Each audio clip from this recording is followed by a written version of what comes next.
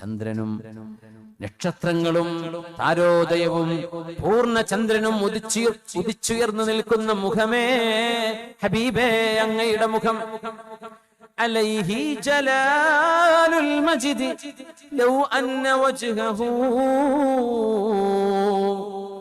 അല്ലാഅ ബിലൈലിൻ ഹല്ലലൽ ബദു വൽ ഹദറു പ്രകാശം സ്ഫുരിക്കുന്ന ആ വിശുദ്ധമായ മുഖമെങ്ങാനും ലോകത്തേക്കൊന്നെത്തി നോക്കുകയായിരുന്നുവെങ്കിൽ നാടും നഗരവും എല്ലാം ആ മുഖവെളിച്ചം കൊണ്ട് പ്രകാശപൂരിതമാകുമായിരുന്നു എന്ന് കവി പാടുമ്പോൾ അതാണ് റസൂലുള്ളാഹി സ്വല്ലല്ലാഹു അലൈഹി വസല്ലം വിശുദ്ധ ഖുർആൻ ഓതുകയാണ് നിബിതങ്ങൾ. റബ്ബി ഇന്നഹുന്ന അദ്ലൽന കസീറൻ മിനൻ നാസ്. അഊദു ബില്ലാഹി മിനശ് ശൈത്വാനിർ റജീം. ബിസ്മില്ലാഹിർ റഹ്മാനിർ റഹീം. റബ്ബി إنهن أضللن كثيرا من الناس فمن تبعني فإنه مني ومن عصاني فإنك غفور رحيم. ബിംബങ്ങളെ സംബന്ധിച്ച് സയ്യിദുനാ നൂഹ് അലൈഹിസ്സലാം അന്നത്തെ ആരാധ്യ വസ്തുക്കളായിരുന്ന ബിംബങ്ങളെ നോക്കി മെസപ്പൊട്ടേമിയക്കാർ, ബാബിലോണിയക്കാർ ബിംബാരാധനകൾ ചെയ്തിരുന്ന കാലം ബിംബങ്ങളെ നോക്കിയിട്ട് പറഞ്ഞു, റബ്ബേ ഈ ബിംബാരാധന എത്രയോ ആളുകളെ അല്ലാഹുവേ നിന്നിൽ നിന്ന് അകറ്റിക്കളഞ്ഞിട്ടുണ്ട്. അതുകൊണ്ട് റബ്ബേ ഞാൻ പറഞ്ഞത് സ്വീകരിച്ചവർ എന്നിൽപ്പെട്ടവരാണ് റബ്ബേ, അവരെ നീ ശിക്ഷിക്കരുത്. എന്നാൽ ഞാൻ പറഞ്ഞത് കേൾക്കാത്തവർ പടച്ചവനെ നിന്റെ അടിമകളാണല്ലോ അവർ, നീ മാപ്പ് ചെയ്യുന്നവനല്ലയോ. ഒരു പ്രവാചകന്റെ മനസ്സ് നോക്കണം. 950 വർഷം ഒരു മനുഷ്യ ശരീരത്തിന് സർവൈവ് ചെയ്യാൻ കഴിയുമെന്ന് ഖുർആൻ പറയുന്ന ചാലഞ്ച്. അത്രയും വർഷം ജീവിച്ച മഹാനാണ് നബിയുല്ലാഹി നൂഹ് അലൈഹിസ്സലാം. മെസപ്പൊട്ടേമിയക്കാരനാണ്. ഇറാഖിലെ യൂഫ്രട്ടീസിനും ദിജ്ലക്കും ടൈഗ്രീസിനും യൂഫ്രട്ടീസിനും ഇടയിലുള്ള പ്രദേശത്തിനാണ് മെസപ്പൊട്ടേമിയ എന്ന് പറയാം. The lands between two rivers. 2 നദികൾക്കിടയിലുള്ള പ്രദേശം, ഇതാണ് പഴയകാലത്ത് മെസപ്പൊട്ടേമിയ എന്ന് പറയാം. അവിടെയാണ് നൂഹ് നബി അലൈഹിസ്സലാം ദഅവത്തിന് കടന്നു വന്നത്. അല്ലാഹുവേ എന്നെ പിൻപറ്റാത്തവരെ മുഴുവൻ നരകത്തിലേക്ക് ഇട്ടോളൂ എന്ന് പറഞ്ഞാൽ പോലും അത് തെറ്റല്ല. പക്ഷേ നൂഹ് നബി പറയുന്നത് വമൻ അസ്വാനി, ഞാൻ പറഞ്ഞത് കേൾക്കാതെ നടന്നവർ ഫഇന്നക ഗഫൂറുർ റഹീം, നീ പുറത്തു കൊടുക്കുന്നവനല്ലയോ റബ്ബേ, നീ കരുണാനിധിയല്ലയോ. ഇത് കൊടുത്തൂടെ റബ്ബേ, ആഗ്രഹം പറയാ. അല്ലാഹു ശിർക്ക് പുറത്തു കൊടുക്കൂല എന്നാ തൗബ ചെയ്തിട്ടില്ലെങ്കിൽ. പിന്നെയും തങ്ങളോതി ഈസാ നബി പറയുന്ന വാക്ക്, ഇൻ തുഅദ്ദിബുഹും ഫഇന്നഹും ഇബാദുക വഇൻ തഗ്ഫിർ ലഹും ഫഇന്നക അൻതൽ അസീസുൽ ഹകീം. ഈസാ നബിയെ ദൈവമെന്നോ ദൈവപുത്രനെന്നോ വിചാരിച്ചവരോ പ്രാർത്ഥിച്ചവരോ ആരാധിച്ചവരോ റബ്ബേ ഞാൻ അവരോടത് പറഞ്ഞിട്ടില്ല എന്ന് ഈസാ നബി പറയുമത്രേ പരലോകത്ത്. ഒരു കാര്യം ഇടക്കൊന്ന് സൂചിപ്പിക്കുക, ഖുർആൻ അല്ലാഹുവിന്റെ കലാമാണ്, അത് മനുഷ്യന്റേതല്ല. നബി തങ്ങൾ ഒരിക്കലും ഇതിൻ്റെതാ തങ്ങൾ പറഞ്ഞിട്ട് പോലുമില്ല. ഖുർആൻ അത്ഭുതങ്ങളിൽ വലിയ അത്ഭുതമാണ്. ഒരു സെന്റൻസ് കണ്ടെങ്കിൽ എളുപ്പമാണെന്ന് അതുപോലെ ഉണ്ടാക്കാൻ ഒരിക്കലും കഴിയില്ല. ഖുർആന്റെ അതിന്റെ റിതം അതൊരിക്കലും നസറുമല്ല നളുമുമല്ല, മാ ബൈനഹുമ. ഖുർആനിന്റെ അതിന്റെ the choice of letters, the choice of words, the sequence of ayats, ഇതൊക്കെ ഭയങ്കര അത്ഭുതമാണ്. അത് പഠിക്കുമ്പോഴേ അറിയുള്ളൂ. അറബി എഴുതാനും അറിയാത്ത ആൾക്കാരെ നമ്മുടെ യുക്തിവാദികൾ മുമ്പ് യുക്തിവാദത്തിൽ പോയ ഒരാളെ തിരിച്ചു വന്നപ്പോൾ പറഞ്ഞു, അവരപ്പം ഭയങ്കര കസർത്തിനത് ഖുർആനിൽ ആ തെറ്റുണ്ട് ഈ തെറ്റുണ്ട്. അറബി എഴുതാനും വായിക്കാനും പറയുന്ന ആൾക്ക് അറിയില്ലല്ലോ. സുബ്ഹാനല്ലാഹ്. അപ്പോഴൊരു കാര്യം ഇവിടെ മനസ്സിലാക്കാൻ വേണ്ടി പറയാണ്, ഖുർആൻ ക്രിസ്ത്യാനികളിൽ നിന്ന് നിബിധങ്ങൾ കേട്ട് എഴുതി എന്നും ചില ആളുകൾ തട്ടിവിടാറുണ്ട്. മഅദല്ലാഹ്, അത് തെറ്റാണ്. ക്രിസ്ത്യാനികൾ അന്ന് വിശ്വസിച്ചിരുന്നത് നിബിധങ്ങൾ എഴുതി ഉണ്ടാക്കിയതാന്ന് വരികയാണെങ്കിൽ, സപ്പോസ് സങ്കല്പിക്കുകയാണെങ്കിൽ, ഖുർആനിൽ മറിയം ബീവി ദൈവമാണെന്നാ എഴുതേണ്ടത്, അല്ലേ? ഈസാ നബി ദൈവപുത്രനാണെന്നാ എഴുതേണ്ടത്. ജിബ്രീൽ 3 ദൈവങ്ങളിൽ ഒന്നാണെന്നാ പറയേണ്ടത്. പക്ഷെ ഖുർആൻ പറഞ്ഞത് എന്താ? ഇവരൊക്കെ അല്ലാഹുവിന്റെ സൃഷ്ടികളാണ്. ഈസാ നബി പരിശുദ്ധരായ നബിയാണ്. അത് അന്നത്തെ ക്രിസ്ത്യാനികൾ പറഞ്ഞ വാദമല്ല. അവര് പറഞ്ഞ നബി കോപ്പി ചെയ്യണമെങ്കിൽ അതല്ലേ പറയാ. ഖുർആൻ അതിനെ തിരുത്തുകയാണ് ചെയ്തത്. പിന്നെ എങ്ങനെ അവര് പറഞ്ഞ നബി പറഞ്ഞെന്ന് പറയാം? അവരുടെ വാദമല്ലേ പിന്നെ നബി നിങ്ങൾ പറയേണ്ടത്? ഖുർആൻ അതിനെതിരല്ലേ പറഞ്ഞത്? നിങ്ങളുടെ വിശ്വാസത്തിൽ പ്രശ്നമുണ്ട്, പരിഹരിക്കണം. ദൈവം സൃഷ്ടിയല്ല, സൃഷ്ടിരൂപം ദൈവത്തിനില്ല. അല്ലാഹു എന്ന സർവേശ്വരനായ പടച്ചവൻ നമ്മുടെ കണ്ണുകൾക്ക് ഈ ലോകത്ത് കാണപ്പെടാത്തവനാണ്. പക്ഷെ അവൻ അല്ലാഹുവിനെ പറ്റി അറിയാൻ ഇലകളും പുല്ലുകളും മുതൽ കല്ലുകളും മണൽത്തരിയും മുതൽ താരസമൂഹങ്ങൾ വരെ നമ്മുടെ മുമ്പിൽ അല്ലാഹുവിനെ പറ്റി പറഞ്ഞു തരാൻ ഇവിടെയുണ്ട്. കണ്ണുകൊണ്ട് കാണുന്നില്ല എന്നല്ലേ ഉള്ളൂ, ബുദ്ധി കൊണ്ട് നമുക്ക് കാണാൻ കഴിയും അല്ലാഹുവിനെ. ആണ് റബ്ബ്. അല്ലാഹുവിന്റെ ഹബീബ് ഉണ്ടാക്കിയതല്ല ഖുർആൻ. ഈസാ നബി അലൈഹിസ്സലാമിനെ നാളെ അല്ലാഹു വിചാരണയ്ക്ക് വേണ്ടി വിസ്തരിക്കുമെന്നും, യാ ഈസ ഇബ്ന മറിയം, മറിയമിന്റെ പുത്രൻ ഈസ നബിയേ, അഅൻത ഖുൽത ലിന്നാസ്, നിങ്ങളാണോ ജനങ്ങളോട് പറഞ്ഞത്, ഇത്തഖിദൂനി വ ഉമ്മിയ, എന്നെയും എന്റെ ഉമ്മയെയും ഇലാഹൈനി മിൻ ദൂനില്ലാഹ്, അല്ലാഹുവിനെ കൂടാതെ ഞാനും എന്റെ ഉമ്മയും ദൈവങ്ങളാണെന്ന് ഈസ നബിയെ നിങ്ങൾ പറഞ്ഞുവോ എന്ന് അല്ലാഹു ഈസ നബിയോട് നാളെ ചോദ്യം ചെയ്ത് വിസ്തരിക്കും എന്ന് വിശുദ്ധ ഖുർആൻ. ഈസ നബിയുടെ മറുപടിയും ഖുർആനിലുണ്ട്. ഈസ നബി പറയും, റബ്ബേ മാ ഖുൽതുഹും ഇല്ലാ മാ അമർതനി, നീ എന്താണോ എന്നോട് അരുളി ചെയ്തത്, നീയാണ് ദൈവമെന്നും പടച്ചവനെന്നും എന്നല്ലയോ, അത് മാത്രമേ ഞാൻ പറഞ്ഞിട്ടുള്ളൂ. ഫലമ്മാ തവഫൈതനി കുൻത അൻത റഖീബ അലൈഹിം, ഞാൻ അവരിൽ നിന്ന് തിരിച്ചു പോന്നപ്പോ, എന്നെ നീ ഉയർത്തിക്കളഞ്ഞപ്പോ, അതിന്റെ ആശയം അതാണ് അവിടെ തവഫൈതനി എന്ന വാക്കിനർത്ഥം. അതിനുശേഷം എന്താണ് സംഭവിച്ചതെന്ന് എനിക്കറിയില്ല റബ്ബേ. അവരെന്നെ പറ്റി അങ്ങനെ പറഞ്ഞുണ്ടാക്കിയോ എനിക്കറിയില്ല. ഒരു മതവിശ്വാസിയെയും വേദനിപ്പിക്കാനല്ല, വിഷമിപ്പിക്കാനുമല്ല, വിശുദ്ധമായ ഖുർആനിലെ ഒരാശയം സത്യാന്വേഷികൾക്ക് വേണ്ടി പഠിക്കാൻ വിട്ടുതരികയാണ്. ഈസ നബി അലൈഹിസ്സലാം അവിടുന്ന് മറുപടി പറയും, റബ്ബേ ഞാൻ പറഞ്ഞത് സ്വീകരിച്ചവർ എന്റെ കൂടെയുള്ളവർ, എന്നാൽ ഞാൻ പറഞ്ഞതനുസരിക്കാതെ എന്നെ ദൈവമാക്കി വെച്ചവർ അവരെ ശിക്ഷിക്കണേ എന്ന് ഈസ നബി പറയൂല. അല്ലാഹുവേ ശിക്ഷിക്കുകയാണെങ്കിൽ അവർ നിന്റെ അടിമകളാണ് റബ്ബേ. അവരെ ശിക്ഷിക്കാതെ വിട്ടാൽ നിന്റെ ഇസ്സത്തിന് ഒരു കോട്ടവും പറ്റുകയില്ലല്ലോ. ഫഇന്നക അൻതൽ അസീസുൽ ഹകീം എന്ന് ഈസ നബിയും നൂഹ് നബിയും പറയുന്ന വാക്കുകൾ ഹബീബായ നബി വിശുദ്ധ ഖുർആനിൽ ഇങ്ങനെ ഓതിയപ്പോൾ ആകാശത്തേക്ക് കയ്യുയർത്തുകയാണ് ലോകത്തിന്റെ ഗുരു സ്വല്ലല്ലാഹു അലൈഹി വസല്ലം.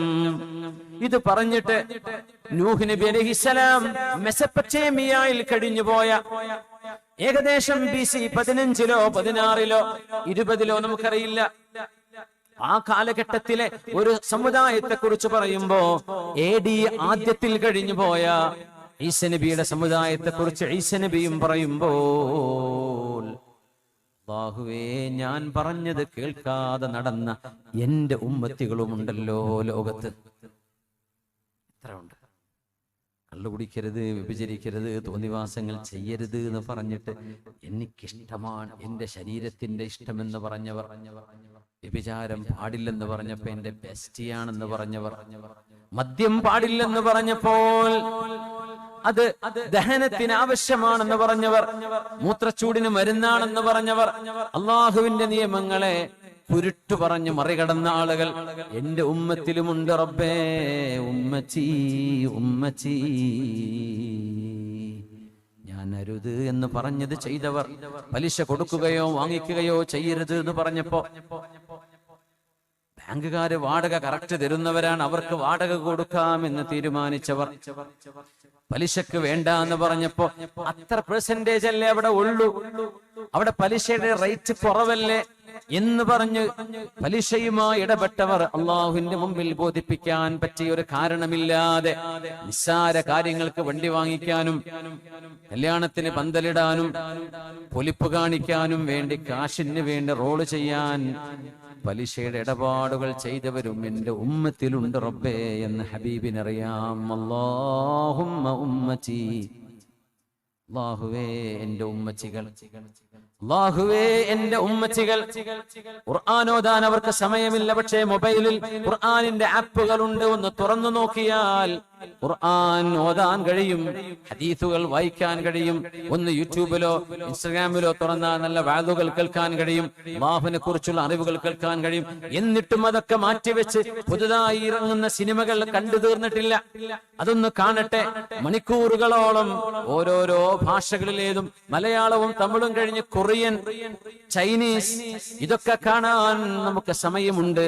എന്നാൽ അല്ലാഹുവിന്റെ കിതാബ് ഒന്ന് ഓതി നോക്കാൻ നേരമില്ലാത്ത ആളുകളും 21-ാം നൂറ്റാണ്ടിലെ ഉമ്മത്തികളിൽ ഉണ്ടെന്ന് ഹബീബിനറിയാം. അവിടുന്ന് കരഞ്ഞുകൊണ്ട് പറഞ്ഞു, അല്ലാഹുമ്മ ഉമ്മത്തി. ഈസ നബിയും നൂഹ് നബിയും അവരവരുടെ സമുദായത്തെ കുറിച്ച് അള്ളാഹുവിന്റെ മുമ്പിൽ കേസ് വിസ്തരിക്കുമ്പോ അല്ലാഹുവേ ഉമ്മത്തി ഉമ്മത്തി, എനിക്കുമുണ്ടല്ലോ ഉമ്മത്തികൾ, എന്റെയും അനുയായികൾ എന്ന് പറഞ്ഞ് ഹബീബായ റസൂലുള്ളാഹി സ്വല്ലല്ലാഹു അലൈഹി വസല്ലം തങ്ങൾ വബകാ, തേങ്ങി തേങ്ങി പൊട്ടിക്കരഞ്ഞിട്ടുണ്ട്. ഈ രണ്ടായത്ത് ഓതിയപ്പോ എന്റെ ഉമ്മത്തികളെ പറ്റി എനിക്ക് എന്ത് പറയാൻ കഴിയും? ഫഖാല അല്ലാഹ്, അല്ലാഹു പറഞ്ഞു, സ്വഹീഹുൽ ബുഖാരിയിലെ ഹദീസാണിത്. യാ ജിബ്രീൽ, ജിബ്രീൽ അലൈഹിസ്സലാം, ഇദ്ഹബ് ഇലാ മുഹമ്മദിൻ സ്വല്ലല്ലാഹു അലൈഹി വസല്ലം വറബ്ബുക അഅലം. അല്ലാഹുവിനറിയാം എന്തിനാണ് നബി തങ്ങൾ കരയുന്നതെന്ന്, എന്നാലും ഫസൽഹു, നിങ്ങളൊന്ന് പോയി ചോദിക്കണേ എന്തിനാ കരയുന്നത്. ഫഅതാഹു ജിബ്രീൽ അലൈഹിസ്സലാം, ജിബ്രീൽ തങ്ങൾ വന്ന് ചോദിച്ചു, നബിയേ എന്തിനാണ് അങ്ങ് കരയുന്നത്? തങ്ങൾ വിവരം പറഞ്ഞു, അല്ലാഹുവിനോട് ചെന്ന് പറഞ്ഞു, റബ്ബേ അവിടുത്തെ ഉമ്മത്തികളിൽ ഹബീബിന്റെ അനുയായികൾ എന്ന് പറഞ്ഞവർ, എന്നാൽ പുണ്യനബി തങ്ങൾ പറഞ്ഞതനുസരിക്കാൻ മടി കാണിച്ചവർ, അല്ലാഹുവിന്റെയും അവന്റെ റസൂലിന്റെയും നിയമങ്ങളെ കാറ്റിൽ പറത്തിയവർ, ഗീബത്തുകളും നമീമത്തുകളും പരസ്യമായി സോഷ്യൽ മീഡിയകളിൽ മുഅ്മിനീങ്ങളെ കുറിച്ച്, പണ്ഡിതന്മാരെ കുറിച്ച്, സാധാരണക്കാരെ കുറിച്ച്, സയ്യിദന്മാരെ കുറിച്ച് അപരാധങ്ങളും കുറ്റവും കുറവും എഴുതിയും പറഞ്ഞും തിമർത്താടുന്നവർ, ഇതൊന്നും ഹബീബ് പൊരുത്തപ്പെടുമോ? ഇതാണോ നമ്മുടെ നസ്വീഹത്തിന്റെ രീതി? ഇതാണോ നമ്മുടെ നസ്വീഹത്തിന്റെ ഉസ്ലൂബുകൾ?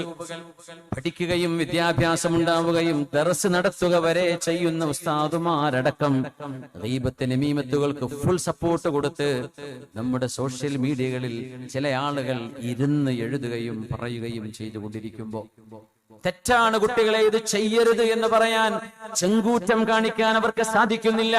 പറഞ്ഞോട്ടെ എന്ന് പറയാൻ, പരസ്യമായി തിരുത്തണമെന്ന് പറയുന്ന ആരെയാണ്? അഹ്ലുൽ ബൈത്തിനെ, സാധാരണക്കാരെ പോലുമല്ല, സയ്യിദന്മാരെ, ആലിമീങ്ങളെ, മുതഅല്ലിമീങ്ങളെ, പണ്ഡിതന്മാരെ, ദഅവത്ത് ചെയ്യുന്ന ആളുകളെ. ഇങ്ങനെയൊക്കെ ഓപ്പൺ കോടതിയായി ഉമ്മത്തിന്റെ മുമ്പിൽ പരസ്യമായി ഗീബത്ത് നമീമത്ത് വിളമ്പുമ്പോൾ അതൊക്കെ ഒരു അഭിമാനവും ഒരു ചമൽക്കാരവും ഇതൊക്കെ ഇസ്സത്തിന്റെ കാരണവുമാണെന്ന് വിചാരിക്കുകയും വല്ല പ്രമോഷനും കിട്ടുമോ എന്ന് പോലും ആഗ്രഹിച്ച് ഇതുപോലെയുള്ള ഗീബത്തിന്റെ ബീഭത്സങ്ങൾ വിളമ്പുകയും ചെയ്യുമ്പോൾ ഒന്നോർക്കേണമേ, അല്ലാഹുവിന്റെ റസൂൽ ഇത് ഇഷ്ടപ്പെടുമോ? പുണ്യനിബിതങ്ങൾ ഇങ്ങനെയാണോ നമ്മളെ പഠിപ്പിച്ചത്? ഉമർ എന്നവരും സിദ്ദീഖ് റളിയല്ലാഹു അൻഹു ഒരു യാത്രയിൽ വിശ്രമിക്കുമ്പോ നേരം വെളുത്തപ്പോ അവർക്ക് ഭക്ഷണം ഉണ്ടാക്കി കൊടുക്കേണ്ട ഒരു ഖാദിമായ ചെറുപ്പക്കാരൻ ഉറങ്ങിപ്പോയി. അവർക്ക് ഭക്ഷണം ഉണ്ടാക്കാൻ കഴിഞ്ഞില്ല, കറിയുണ്ടാക്കിയില്ല. രാവിലത്തെ ഭക്ഷണത്തിന് ശ്രദ്ധിക്കുന്നവരും ഉമർന്നവരും പറഞ്ഞു അയാളോട്, അള്ളാന്റെ റസൂലിന്റെ ടെന്റ് വരെ ഒന്ന് പോയി നോക്കൂ, നബി തങ്ങൾ കറി വെച്ച് കാണും, തങ്ങൾക്ക് ആരെങ്കിലും കൊണ്ടുകൊടുത്തു കാണും, ബാക്കിയുണ്ടെങ്കിൽ ശ്രദ്ധിക്കുന്നവർക്കും ഉമർന്നവർക്കും കുറച്ച് തരുമോ നബിയെ എന്ന് ചോദിക്കണേ എന്ന് പറഞ്ഞ് ഈ ചെറുപ്പക്കാരനെ ആ ടെന്റ് വരെ ഒന്ന് പറഞ്ഞയച്ചപ്പോ അവരൊക്കെ മരുഭൂമിയുടെ നടുവിൽ വിശ്രമിക്കാനിരുന്നതാണ്. അയാൾ ടെന്റിൽ നിന്ന് പുറത്തിറങ്ങിയപ്പോ ഉമർ എന്നവരും സിദ്ദീഖ് അറിയാതെ പറഞ്ഞുപോയി, ഇയാൾ ഒരു ഉറക്കക്കാരനാണല്ലോ, അതുകൊണ്ടല്ലേ ഭക്ഷണം ഉണ്ടാക്കാൻ പറ്റാതെ പോയത്. ഇവനൊരു ഉറക്കനാണ്, ഒരു സ്ലീപ്പി ഗൈ, ഇവനൊരു ഉറക്കിന്റെ ആളാണ് എന്ന് അയാൾ കേൾക്കാതെ ആ മനുഷ്യൻ പുറത്തിറങ്ങി നടക്കുമ്പോൾ ശ്രദ്ധിക്കുന്നവരും ഉമർന്നവരും പറഞ്ഞത്, വഹിയുമായി വന്നു ജിബ്രീൽ അലൈഹിസ്സലാം ഹബീബിന്റെ ടെന്റിലേക്ക്. പറഞ്ഞുകൊടുത്തു, നബിയേ, ആ ടെന്റിലുള്ള നിങ്ങളുടെ 2 കൂട്ടുകാർ ഈ പാവം മനുഷ്യനെ കുറിച്ച് ഒരു ഉറക്കനാണ് എന്ന് പറഞ്ഞു. ഉറങ്ങുന്ന ആളാണ്. വലിയ കുഴപ്പം തോന്നുന്നുണ്ടോ വാക്കില്? ഉണ്ടോ? അയാൾ ഉറങ്ങിപ്പോയതാണ്, ഉറക്കനാന്ന് പറഞ്ഞു. നബി തങ്ങളുടെ ടെന്റിൽ കയറി ചൊല്ലുന്ന സ്വഹീഹായ ഹദീസ് അല്ലയോ ഇത്? ഗീബത്തുകളും നമീമത്തുകളും പരസ്യമായി പണ്ഡിതന്മാരെ കുറിച്ച്, സാധാരണക്കാരെ കുറിച്ച്, പ്രത്യേകിച്ച് പാണക്കാട് സയ്യിദന്മാരെ കുറിച്ച് പറയാമെന്ന് വാദിക്കുന്ന മുഴുവൻ ആളുകളും ചെവി തുറന്നൊന്ന് കേൾക്കണേ. നിങ്ങളുടെ വാദങ്ങൾ എത്ര പൊള്ളത്തരമാണ് എന്ന് മനസ്സിലാക്കാൻ സമ്മതം മൂളുകയും ഈ ഉമ്മത്തിൽ ഗീബത്തിന്റെയും നമീമത്തിന്റെയും സംസ്കാരമുണ്ടാക്കുകയും തെറ്റുകൾ മനുഷ്യന്മാരിൽ പറ്റിപ്പോകും, സ്വാഭാവികമാണ്. അത് നേതാക്കന്മാരോ ആലിമീങ്ങളോ ആണെങ്കിൽ അവരോട് കാണിക്കേണ്ട അദബിലും ബഹുമാനത്തിലും മാത്രമല്ലയോ അത് ചെയ്യാൻ പാടുള്ളൂ. പരസ്യമായി ഫേസ്ബുക്കിൽ എഴുതിവിടലാണോ? ഇതാണോ ആ രീതി? ഇതുകൊണ്ട് എന്താണ്, ആർക്കാണ് ലാഭം, ആർക്കാണ് നഷ്ടം? ഇയാൾ ഉറങ്ങുന്ന ആളാണല്ലോ എന്ന് പറഞ്ഞ ഒരു വാക്ക് ഹബീബായ നബി തങ്ങൾക്ക് വഹി വന്നു. ഈ പാവം മനുഷ്യൻ ചെന്ന് ചോദിച്ചു, നബിയേ, അങ്ങയുടെ കയ്യിൽ കറിയുണ്ടോ എന്ന് ചോദിക്കുന്നു. സിദ്ദീഖെന്നവരും ഉമറന്നവരും തങ്ങൾ ഇങ്ങനെ ചിരിച്ചു. കറി വേണല്ലേ? സിദ്ദീഖെന്നവരോടും ഉമറന്നവരോടും പോയി പറയണമേ,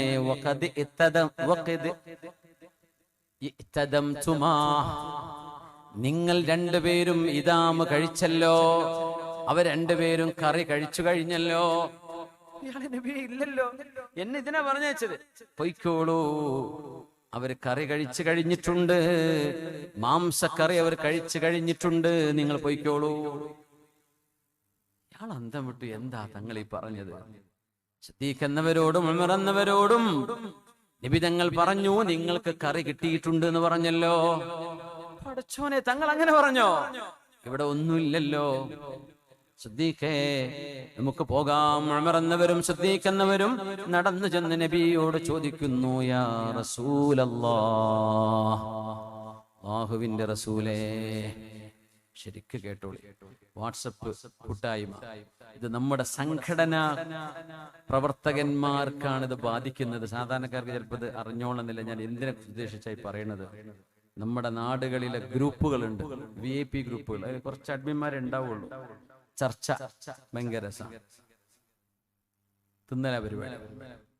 പാണക്കാട് തങ്ങന്മാർ എന്തെങ്കിലും തെറ്റ് ചെയ്യുന്നുണ്ടോ, ജിഫ്രി തങ്ങൾ പാപ്പാക്ക് വല്ല കുഴപ്പമുണ്ടോ, അലികുട്ടിസ്ഥാന് വല്ല കുഴപ്പമുണ്ടോ, മറ്റുസ്താന്മാർക്ക് വല്ല കുഴപ്പമുണ്ടോ, ഇത് നോക്കി നടക്കല പരിപാടി. എന്നിട്ട് അങ്ങനെ ആഘോഷിക്കുക, കമന്റ്, വോയിസ്, വീഡിയോ, പത്രക്കട്ട്, ഇതിങ്ങോട്ട് ആകും. എന്നിട്ട് പേര് ദീന വളർത്തുന്നത്. തിരുത്തു പറയണം. തിരുത്തു പറയാൻ ഇപ്പൊ പേടിയാ, പുറത്താക്കും. തിരുത്തു പറയണ്ടേ? തെറ്റുകളല്ലേ? ഈ സമുദായത്തെ ഭിന്നിപ്പിക്കാൻ പാടുണ്ടോ? എന്നെക്കാൾ നിങ്ങളെക്കാളൊക്കെ ഖൈറല്ലേ അവര് സയ്യിദന്മാർ?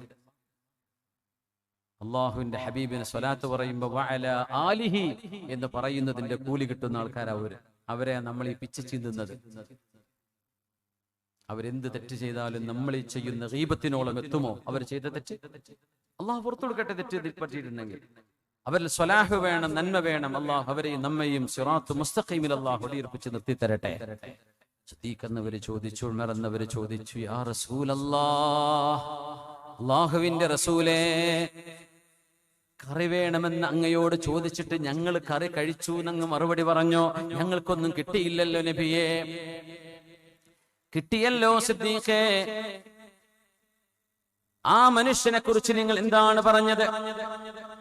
ആ പാവം മനുഷ്യനെ കുറിച്ച് നിങ്ങൾ എന്താണ് പറഞ്ഞത്? ഞങ്ങൾ പറഞ്ഞു അയാളൊരു ഉറക്കക്കാരനാണല്ലോ എന്ന് പറഞ്ഞു. ഇന്ന ഹാദാ ലനഊം, നായിം നഊം, കുറെ ഉറങ്ങുന്ന ആളാണെന്ന് പറഞ്ഞു. നിങ്ങളാ പറഞ്ഞത് ആ മനുഷ്യന്റെ പച്ചമാംസം തിന്നലല്ലയോ? ആ പച്ചമാംസത്തിന്റെ അടയാളം നിങ്ങളുടെ മുൻപല്ലിന്റെ ഇടകളിൽ ഞാൻ കാണുന്നുണ്ട് എന്ന് റസൂലുള്ളാഹി സ്വല്ലല്ലാഹു അലൈഹി വസല്ലം. ഇസ്തഗ്ഫിർ ലനാ യാ റസൂലല്ലാഹ്, പൊന്നാര നബിയെ ഞങ്ങൾക്ക് വേണ്ടി അല്ലാഹുവിനോട് പൊറുക്കലിനെ ചോദിക്കണേ എന്ന് പറഞ്ഞ് ആ പാവം മനുഷ്യനോട് പൊരുത്തപ്പിടിച്ചിട്ടുണ്ട് സിദ്ദീഖ് എന്നവര്, ഉമർ എന്നവര്. എന്താ പറഞ്ഞത്? അയാളൊരു ഉറക്കനാണല്ലോ. നമ്മളൊന്നും മൈൻഡ് ചെയ്യൂല ഈ ഒരു വാക്കൊക്കെ. അതിലിപ്പോ എന്താ വല്ല കുഴപ്പമെന്ന് അല്ലെ നമുക്ക് അങ്ങനെ തോന്നുക. ദീനിൽ അങ്ങനെയല്ല. ഒരു മനുഷ്യനെ വേദനിപ്പിക്കുന്നത് എഴുതാനും പറയാനും പാടില്ല. തെറ്റുകൾ തിരുത്തണം. അവർ തമ്മിൽ സ്വകാര്യമായി പരസ്യമായി ഒരാളെ ഉപദേശിച്ചാൽ, പേര് പറഞ്ഞ് ഒരു മനുഷ്യനെ നമ്മൾ ചെയ്യാൻ പാടില്ല. പേര് പറഞ്ഞു ഒരാളെ ഉപദേശിച്ചു പരസ്യമായിട്ട്, അത് അയാളെ നാണം കെടുത്തല, അത് ഉപദേശമല്ല. സ്വകാര്യമായി ഉപദേശിക്കുന്നതാണ് നസീഹത്ത്. അല്ലാത്തത് നമ്മുടെ മനസ്സിനുള്ളിലെ ചില പൈശാചിക ചിന്തകൾക്ക് ശമനം നൽകൽ മാത്രമാണ്, ഉപദേശമല്ല. ഇത് നമ്മൾ തിരിച്ചറിയണം, കേൾക്കണം, പഠിക്കണം. നമ്മുടെ ഇബാദത്ത് നഷ്ടപ്പെട്ടു പോയിട്ട് എന്ത് കാര്യം? അല്ലാഹു കാത്തുരക്ഷിക്കട്ടെ.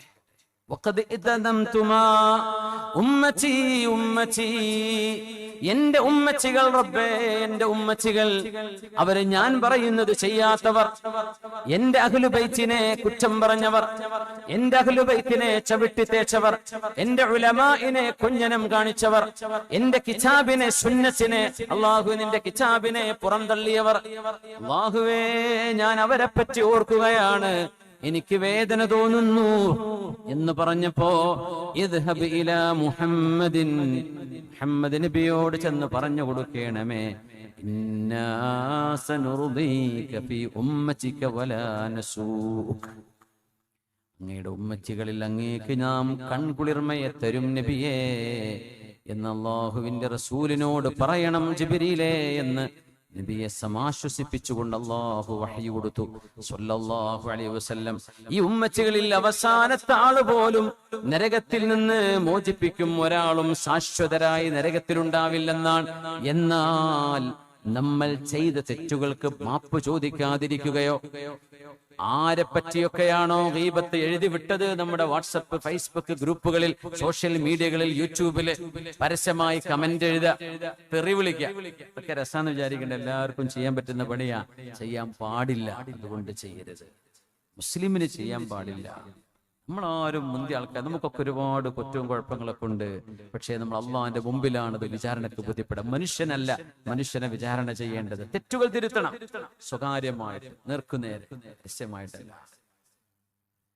ഹബീബായ നബി തങ്ങളുടെ ഉമ്മത്തികളിൽ പോലും തിന്മ ചെയ്തവർക്ക് അല്ലാഹു ഒരൽപ്പസമയം നരകത്തിൽ കടത്തി ശിക്ഷിക്കുകയുണ്ടാകും. എന്നാൽ ശാശ്വതരായ നരകത്തിൽ കടത്താതെ അല്ലാഹു ഈ ഉമ്മത്തിനെ രക്ഷപ്പെടുത്തും. നബിയുനാ റസൂലുള്ളാഹി സ്വല്ലല്ലാഹു അലൈഹി വസല്ലം. ومما زادني عزا وترفا وكدت بأخمصية الثريا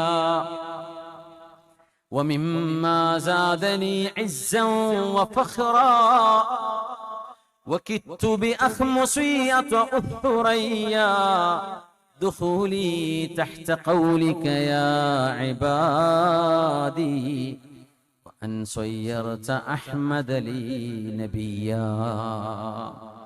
എന്റെ കാലിന്റെ ഉള്ളകം കൊണ്ട്, കാലിന്റെ അടിയിൽ മണ്ണിൽ തട്ടാത്ത ഒരു പൊങ്ങി നിൽക്കുന്ന ഭാഗമല്ലേ, അതിനാണ് അറബിയിൽ അഹ്മുസ് എന്ന് പറയാം.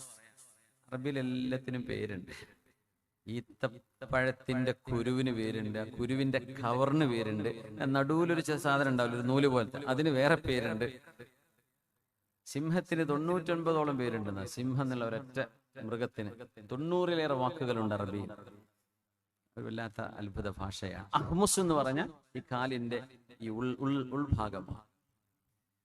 എന്റെ കാലിന്റെ ഉള്ളകം കൊണ്ട് നക്ഷത്ര താരങ്ങളിൽ അങ്ങ് കിടക്കുന്ന ദൂരെ കിടക്കുന്ന തുറയ്യാ നക്ഷത്രത്തെ ഞാൻ എന്റെ കാലിന്റെ അടിഭാഗം കൊണ്ട് ചവിട്ടുമാർ ഉന്നതങ്ങളിലേക്ക്, ഉയരങ്ങളിലേക്ക് എന്നെ പിടിച്ചുയർത്തുന്ന ഒരു ആശയം എന്താണെന്ന് ചോദിച്ചാൽ, അല്ലാഹുവേ, ഞാൻ നിന്റെ അടിമയാണ്, മുഹമ്മദ് നബി തങ്ങൾ എന്റെ റസൂലാണല്ലോ, ഇത് മതി റബ്ബേ എനിക്ക്, അതെനിക്ക് അഭിമാനമാണ്. ഞാൻ റസൂലുള്ളാഹിയുടെ ഉമ്മച്ചിയാണ്, ഞാൻ ഹബീബിന്റെ ഉമ്മച്ചിയാണ്, ഇത് മാത്രം മതിയല്ലോ എനിക്ക് അല്ലാഹുവേ അഭിമാനമാവാൻ. അതുകൊണ്ട് ഇസ്സത്തിലായിരിക്കുക, ഈ ഉമ്മത്ത് ഇസ്സത്തുള്ള ഉമ്മത്താണ്. ആമിർ ഇബ്നു അബ്ദുല്ലാഹി ഇബ്നു സുബൈർ റളിയല്ലാഹു തആല അൻഹു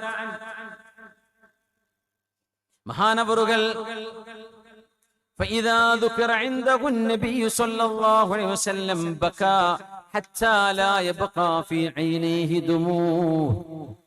കണ്ണിലൊരിറ്റ് കണ്ണുനീര് പോലും ബാക്കിയാവാതെ ഹബീബായ നബി തങ്ങളുടെ പേര് കേൾക്കുമ്പോഴെല്ലാം ഹബീബിനെ കാണാൻ കൊതിയൂറി കണ്ണുകൾ നനഞ്ഞ് നനഞ്ഞ് നനഞ്ഞ് നനഞ്ഞ് കണ്ണുനീര് വറ്റുന്നവരെ കരഞ്ഞിരുന്ന ഒരു താബിഈയുണ്ട്, ആമിർ ഇബ്നു അബ്ദുല്ലാഹി ഇബ്നു സുബൈർ റഹ്മത്തുള്ളാഹി തആല അലൈഹി. ഇമാം മാലിക് എന്നവരുടെ ദർസില് മുതഅല്ലിമീങ്ങൾ ഇങ്ങനെ കൂടിയപ്പോ ആരോ പറഞ്ഞു, ഇമാം മാലിക് എന്നവരെ നിങ്ങളുടെ ദർസിനിടയിൽ ഒരു മുബല്ലിഗിനെ ഏൽപ്പിച്ചൂടെ?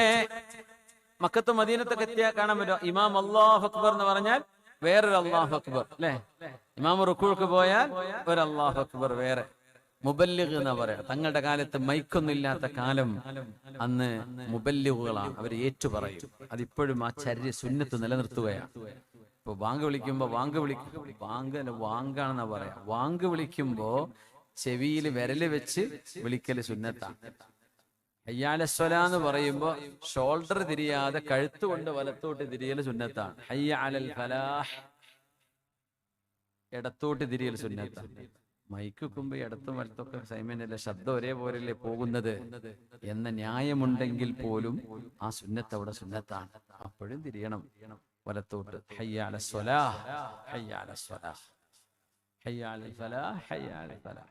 ചെവിയിൽ കൈവെക്കും ചെയ്യും. അന്ന് മൈക്കില്ലാത്ത കാലം ഒച്ച കിട്ടാൻ വേണ്ടി ചെവി പൊത്തിപ്പിടിക്കണതാണത്, എന്റെ ഹിക്മത്ത് അതാണ്. പക്ഷേ ഇന്നും വാങ്കിലത് ചെയ്യണമെന്ന വാങ്ക് വിളിക്കുമ്പോൾ അത് സുന്നത്താണ് എന്ന പോലെ ഒരു മുബല്ലിഗിനെ വെച്ചുകൂടെയോ? മദീന പള്ളിയിൽ അങ്ങ് പറയുന്ന ദർസ് ഞങ്ങൾക്ക് കേൾക്കാൻ വേണ്ടി ഒരു ഒച്ചയുള്ള ഒരാൾ അങ്ങയുടെ ശബ്ദം കേൾക്കുന്നത് അതുപോലെ ബാക്കിലുള്ളവർക്ക് കേൾക്കാൻ ഒന്ന് ഉറക്കെ ഒന്ന് റിപ്പീറ്റ് ചെയ്താൽ നന്നായിരുന്നു എന്ന് ഇമാം മാലിക് എന്നവരോട് നേരത്തെ പറഞ്ഞ മാലിക് ഇമാമിനോട് പറഞ്ഞപ്പോ ഇമാം മാലിക് തങ്ങളുടെ ആ ഹൃദയം സ്നേഹം നിറഞ്ഞു കിടക്കുന്ന ഹൃദയത്തിന്റെ ആ തെളിമയിൽ ചാലിച്ചുകൊണ്ട് മഹാനൊരാശയം പറഞ്ഞു കൊടുത്തു. വേണ്ട, എന്തുകൊണ്ട്? ഖുർആൻ പറഞ്ഞില്ലേ, യാ അയ്യുഹല്ലദീന ആമനൂ ലാ തർഫഉ അസ്വാതകും ഫൗക സൗത്തിൻ നബി.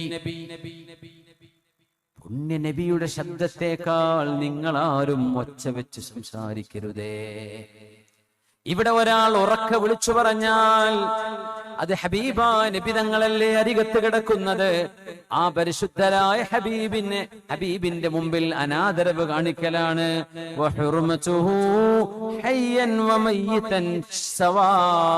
ജീവിച്ചിരിക്കുമ്പോഴും ഹബീബ് വഫാത്തായി കിടക്കുമ്പോഴും ഹബീബിന്റെ ഹദറത്തിൽ വെച്ച് ഉറക്കെ പറയരുത്, ഉറക്കെ സംസാരിക്കരുത് എന്നല്ലയോ ഖുർആൻ പറഞ്ഞത്?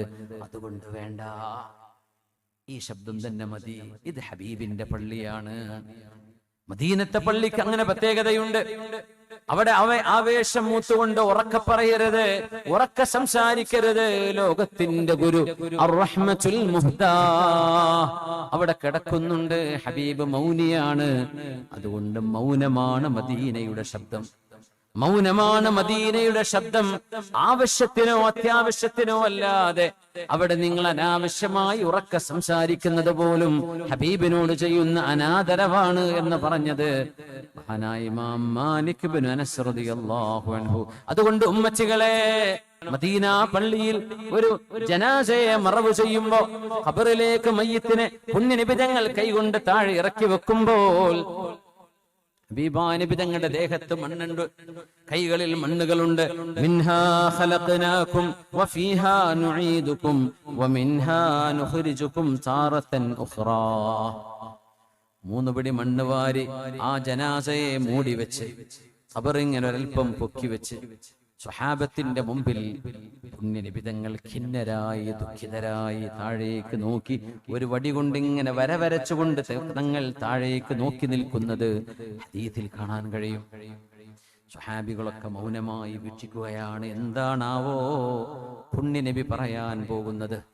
മരണം നടന്ന നേരം, മയ്യത്തിനെ മറവ് ചെയ്ത നേരം അവിടെ നിന്ന് എഴുന്നേൽക്കാതെ ആ മണ്ണിൽ ഇങ്ങനെ എന്തോ നിബിതങ്ങൾ ആലോചിച്ചിരിക്കുകയാണ്. എന്നിട്ട് സ്വഹാബികളോട് നിബിതങ്ങൾ പറഞ്ഞു, സല്ലല്ലാഹു അലൈഹി വസല്ലം,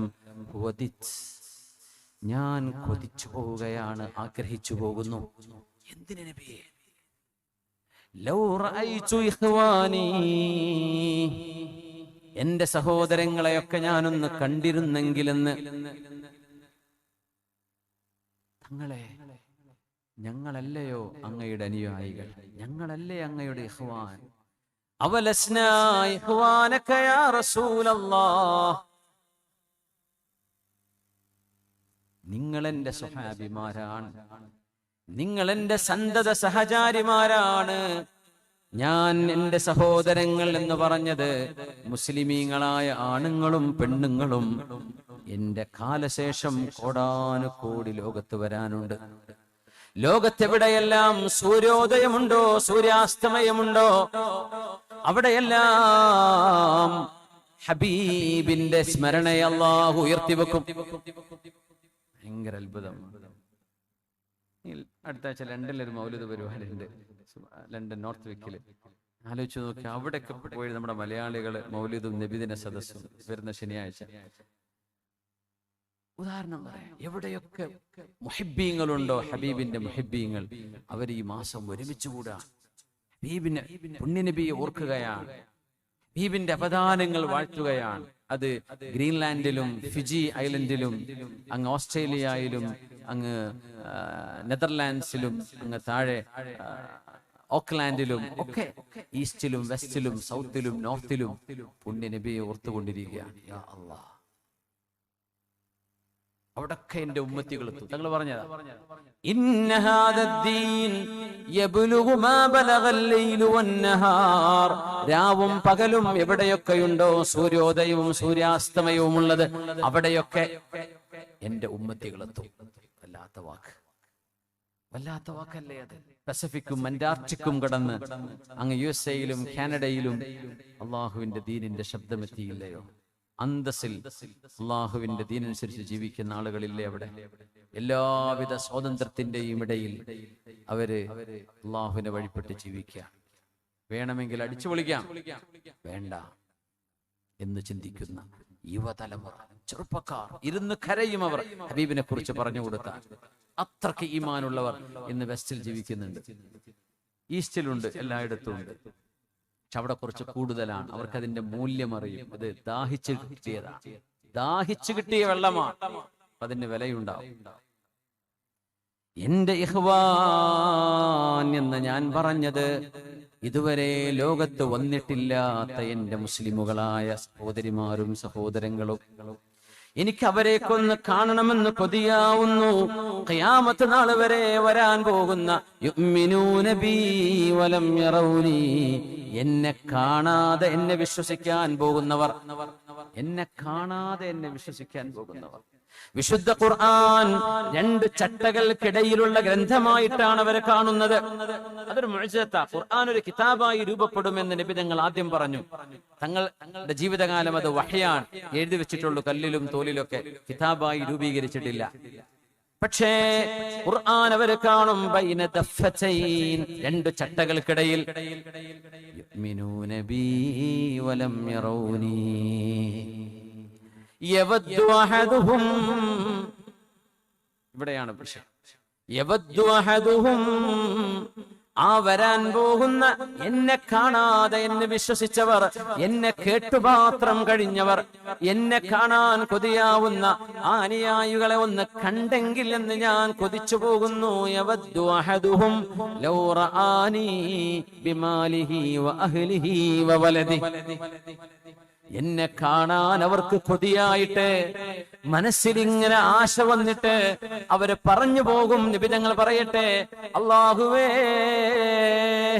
എന്റെ മക്കളെ തരാം റബ്ബേ, എന്റെ സമ്പത്ത് തരാം റബ്ബേ, എന്റെ കച്ചവട സ്ഥാപനങ്ങൾ വിട്ടുതരാം റബ്ബേ, നിന്റെ റസൂലിനെ എനിക്കൊന്ന് കാണിച്ചു തരുമോ എന്ന് സ്വന്തം സമ്പത്ത് മുഴുവൻ കൊടുത്തിട്ടെങ്കിലും എന്നെ കാണാൻ കൊതിയാവുന്ന ആളുകൾ, സ്വഹാബികളെ, നിങ്ങൾക്ക് പിന്നിൽ വരാനുണ്ട്.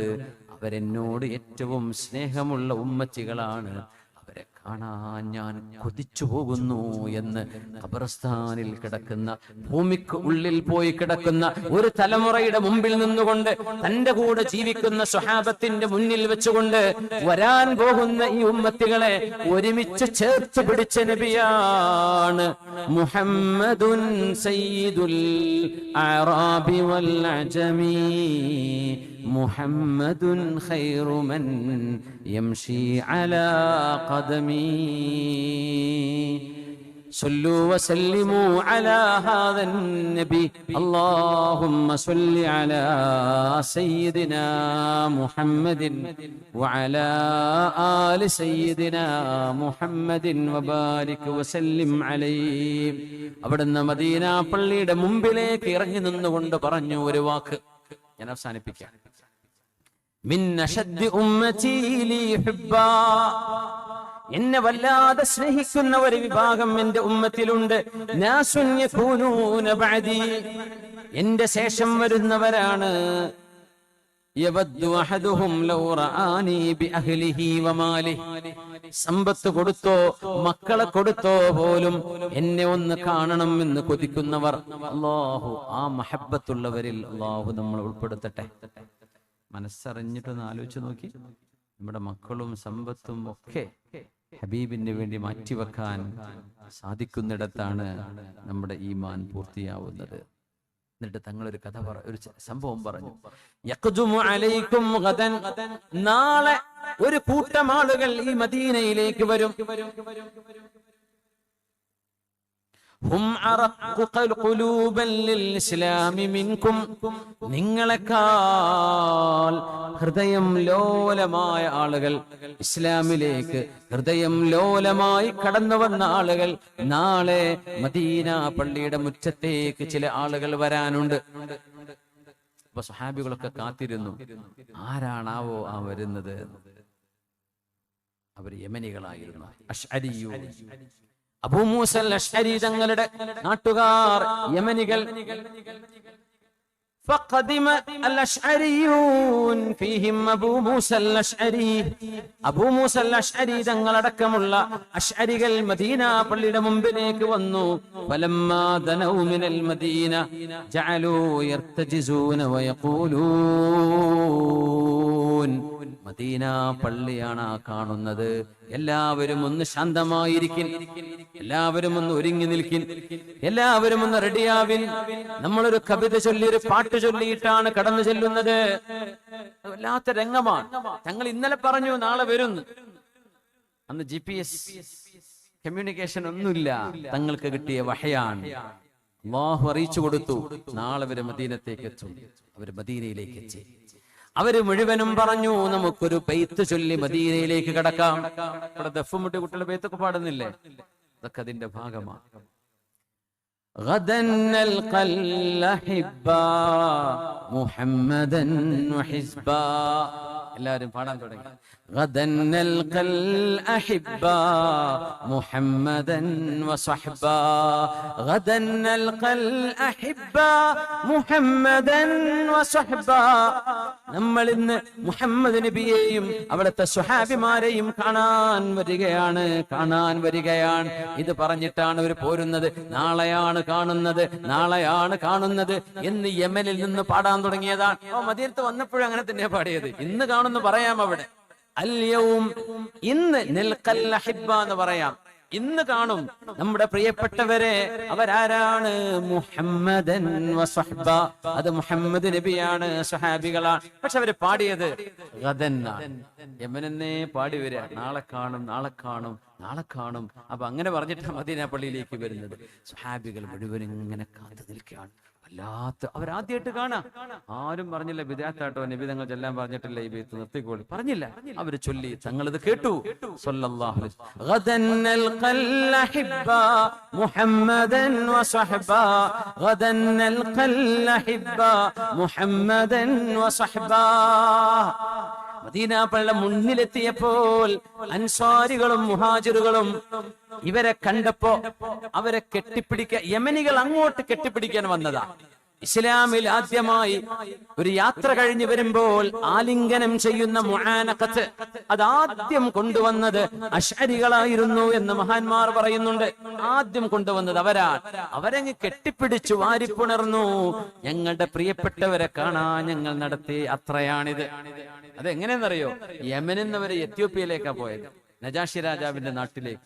യമനിൽ നിന്ന് പിന്നെ മക്കയിലേക്ക്, ഹബശയിൽ നിന്ന് മക്കയിലേക്ക് കപ്പൽ കയറി. അങ്ങനെയാ പിന്നെ അവർ വരുന്നത്. ഒരു വിഭാഗം, വേറെ വിഭാഗം നേരെ എത്യോപ്യയിൽ പോയി. എത്യോപ്യയിൽ നിന്ന് പിന്നെ ഹിജ്റ 6-ാം വർഷം മദീനയിലേക്ക് പോയി. ഇങ്ങനെ ഹിജ്റ ചെയ്ത ആൾക്കാരായ യമനികൾ. അതൊരു ഒരു ഒരു ഒരു പവിത്രതയുള്ള ഒരു നാടാണ്. ഹദീസിലൊക്കെ അങ്ങനെയാണ്. അൽ ഈമാനു യമാനിൻ വൽ ഫിഖ്ഹു യമാനിൻ വൽ ഹിക്മതു യമാനിയ. ഈമാൻ യമനികളുടേതാണ്, ഇൽമ് യമനികളുടേതാണ്, ഹിക്മത്ത് തത്വജ്ഞാനം അത് യമനികളുടേതാണ് എന്ന് നബിയുനാ റസൂലുള്ളാഹി സ്വല്ലല്ലാഹു അലൈഹി വസല്ലം. അവരാണ് ആദ്യമായി ഇങ്ങനെ ഒരു മുആനഖത്ത്, മുസാഫഹത്ത് എന്നതിന് പറയാം. പക്ഷെ ഈ മുസാഫഹത്തല്ല, കെട്ടിപ്പിടിച്ചുകൊണ്ട് സ്വീകരിക്കുന്നത് ആദ്യമായി തുടങ്ങിയത് അവരാണ്. അവര് പാടിയ പാട്ടാണ് ഗദൻ നൽഖൽ അഹിബ്ബ. ഞാൻ അവസാനിപ്പിക്കുകയാണ്. ഈ പാട്ടുപാടി വഫാത്തായ ഒരു സ്വഹാബിയുണ്ട്. അതാരാ? ബിലാൽ ഇബ്നു റബാഹ് റളിയല്ലാഹു അൻഹു.